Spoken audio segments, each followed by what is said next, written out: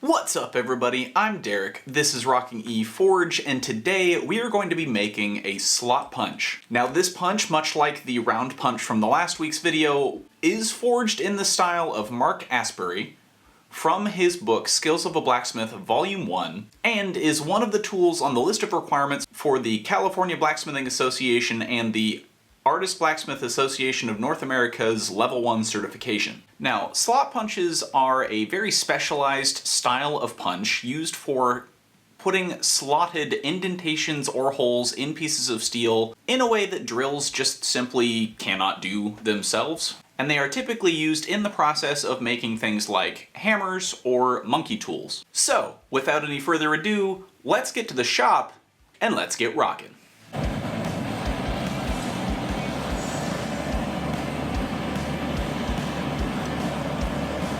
Now while that's heating up, that was a 6.5 inch length of 4140 medium carbon steel. Great for making punches and different high strength tools. That is the recommended steel from Mark Aspery's Skills of a Blacksmith Volume 1, which is where this project comes from.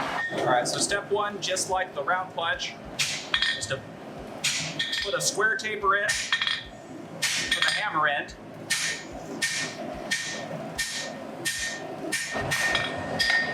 And the next heat we're going to put in the indexing swell. Alright, so now we're going to bring it to the horn of the anvil and use the rounding side of my rounding hammer.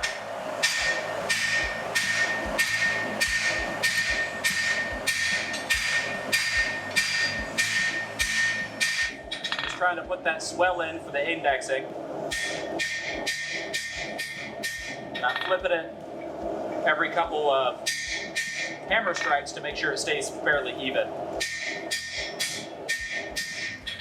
You don't want it to bend off in one direction or have a weird swell on one side compared to the other. Oh, silly me. I forgot to put the chamfers on the corners of the square. So we'll go back to the flat face of the anvil and do that in another heat. Alright, so this is a little easier when you don't put the swell in yet. You want to just chamfer those edges. Makes it feel a little nicer when you're holding on to it. And I think it looks a little nicer than just keeping it square. But alright, that's the hammer end. That kind of weird fish lips, ugly looking stuff at the end is going to get ground off, so definitely not something to worry about. But now I'm going to flip it around, go back in the fire and start on the business end. Alright, well while I don't have my round punch handy, I've got my ball end punch to kind of illustrate this.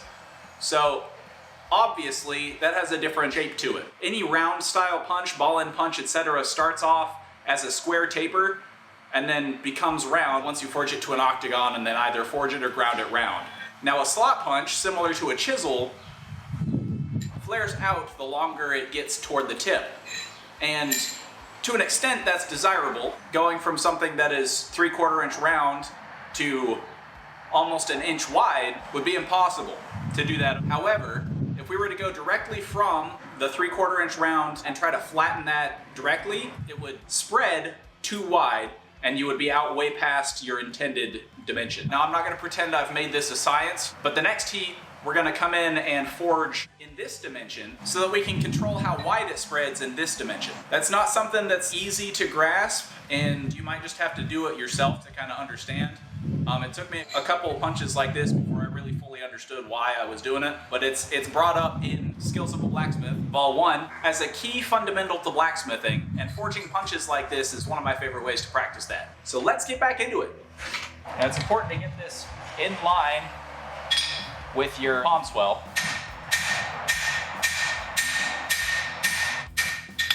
There's a science to it, but it's more feel than not. Really just trying to control the swell this direction by tapering it in the opposite dimension, and then when you come in the next heat to hammer that down, it's not going to spread as much this direction. That's all I intend to do, and you can work this in if it ends up a little too wide anyway. No big deal. Alright, now so we're going to bring it to the flat of the anvil and just start putting in one taper. That way we can slowly control the spread of the tip here. What I'm going for is a 7/8 inch by 1/8 of an inch rectangle. Now, as you'll notice, it might be difficult to see on camera, I'm a little twisted between my indexing swell and the punch itself. This needs to come back into square, and the way to do that is next heat I'm going to come back in, lay this flat on the anvil, and I'm going to hammer at an angle to bring this corner down back into square, and then I'm going to flip it over and I'm going to do the same thing on the other side. This is pretty common, especially with this kind of shape, so it's good to know that if you're going to try to make this style of punch. And that is the reason that you want to start this taper pretty blunt. You don't want to draw that taper all the way up through the body of the punch if you're not square with your index. The purpose of this indexing swell is to give you an understanding of what's in line with that swell, so you can pretty confidently put your punch down on a piece of steel that you're punching and know that you're in line with your hand. So it's important not to draw that taper all the way back into the body before you make sure that you're actually square in line with that indexing swell.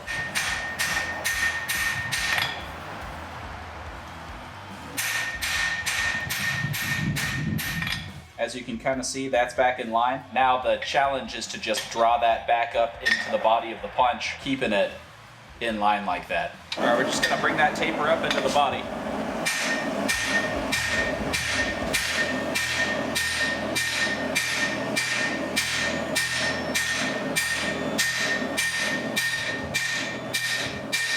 Still pretty wide, so we're gonna keep working on it. Make sure you're checking to ensure that the swell is in line with everything. The things are turning out fine. I just like to kind of leave this forged texture up here where your hand's gonna go, but the width and stuff isn't really imperative as long as you're getting the right thickness and width down here.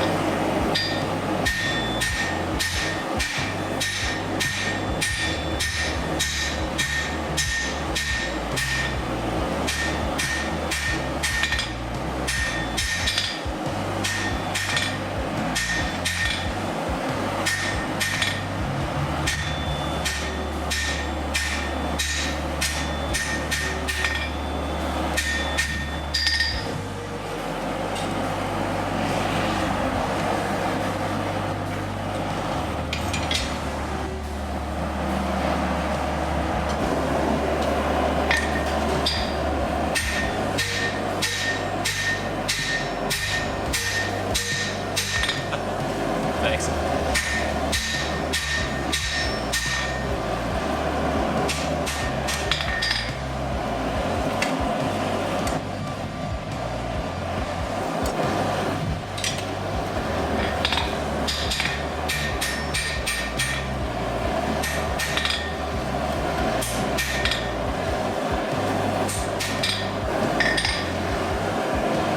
Just gonna refine this shape a little bit.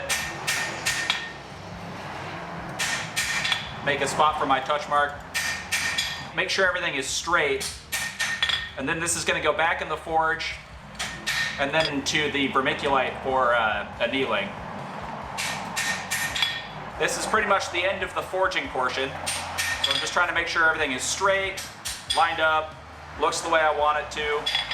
This is approximately just a little over 1/8 of an inch by 7/8, and I'm going to refine that by grinding. But I gotta let this cool down before I touch it, put a grinder on it. All right, so we're just gonna bring this to the horn. Couple light taps just to bring everything in line. We don't want it to curve back the opposite direction.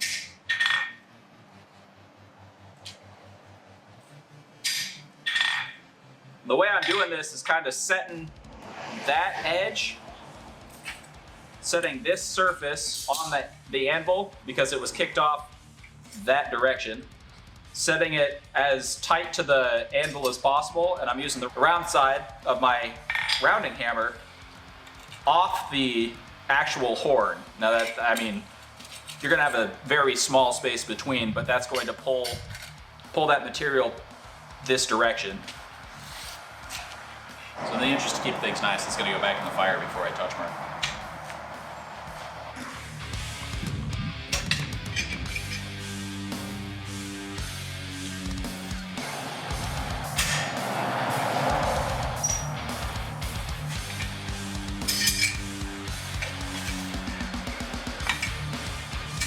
Now that we've got the shape roughed in, I've got it touch marked and everything, I'm going to put it in the fire, let it come to critical temperature, and then put it in vermiculite to cool down very slowly and anneal and relieve all of the stresses that I put in it from the forging process. Then we'll get to grinding and heat treat.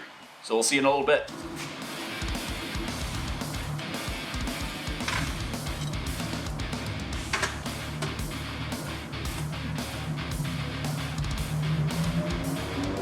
Alright everybody, it's day 2, and we're going to go grab that punch out of the vermiculite and then get to work on grinding so that I can finish this up today.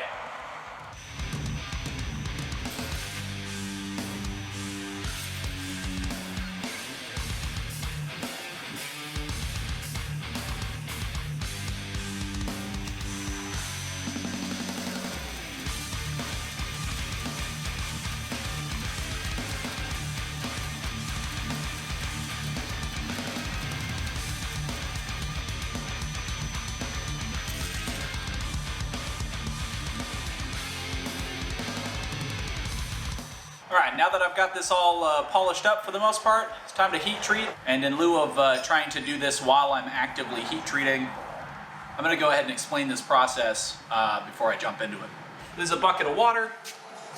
4140 is a water quench steel, at least for the purposes that I'm using it for. The way I like to heat treat my punches is to bring the hole first about 2 inches up to a dull orange temperature. Let it soak for a minute in the flame to make sure that all the steel has converted to austenite, and then I bring the punch to the water and quench the first up to about 1 inch to harden the tip. Now once the tip is hardened, I still leave that orange heat and the remainder of the punch that wasn't quenched, and I grab my old grinding wheel, strip out the scale from the forge in order to see the bare steel.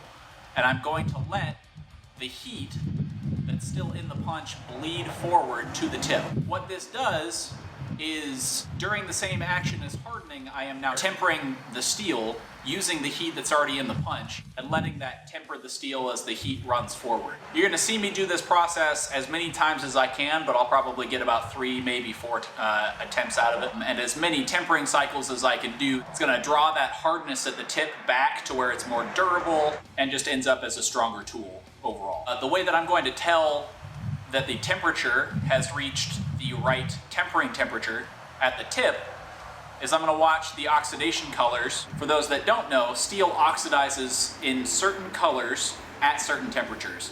And it oxidizes, you start to get colors around 300 to 400 degrees, and that corresponds to a dull straw or bronze color. As it gets hotter, that turns to a nice blue, that turns into purple, and then you get to what's called a black heat, which is just at the cusp of when the forge scale actually starts to form. When the tip reaches that dull bronze color, that's when I know it's hot enough and it's reached my desired tempering temperature and it's ready to re-quench and start that process over. I may still narrate, mostly because I don't know how this is going to actually turn out and look, but during the actual process I'm not going to be talking much because it takes a little bit of focus, and I don't want to over-temper and draw that hardness too far back because I was talking about it. So.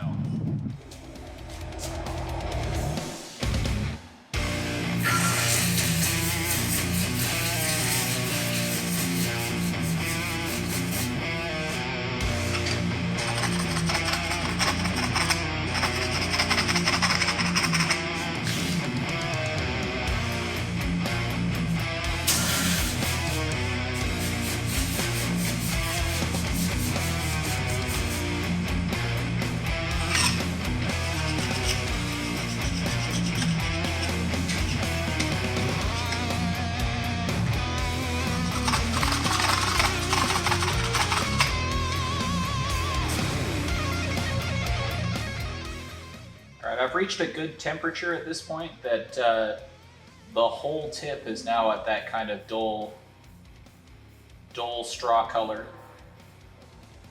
And I'm just starting to get a darker color here as it really slowly bleeds toward the tip. So that makes for a really nice final tempering cycle. And this quench will probably be the last one.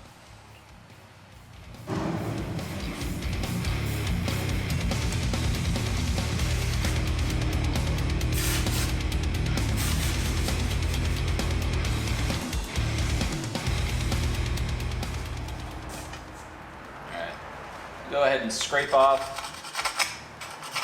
this side. I like to switch locations that I'm scraping so that I can really tell, because this grindstone doesn't clear off all that scale.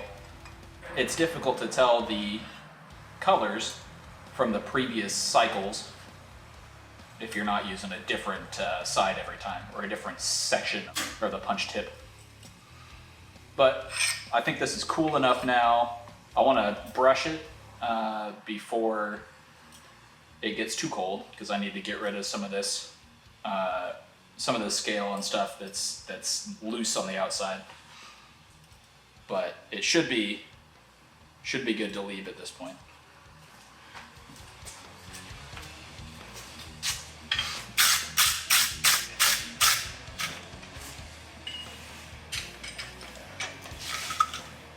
This is just a thing to keep an eye on. It should be cool enough at this point to just leave it. I don't think there's enough retained heat in the body of the punch to ruin the temper.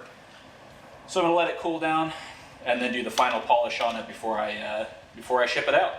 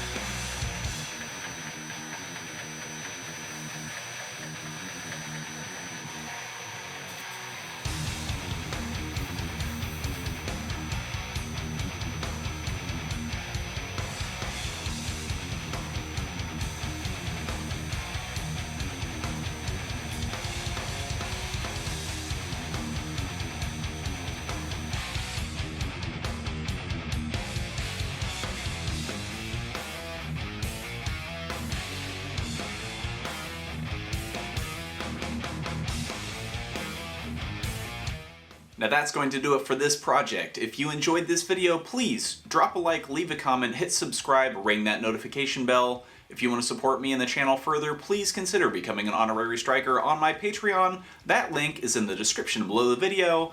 And as always, keep on rocking.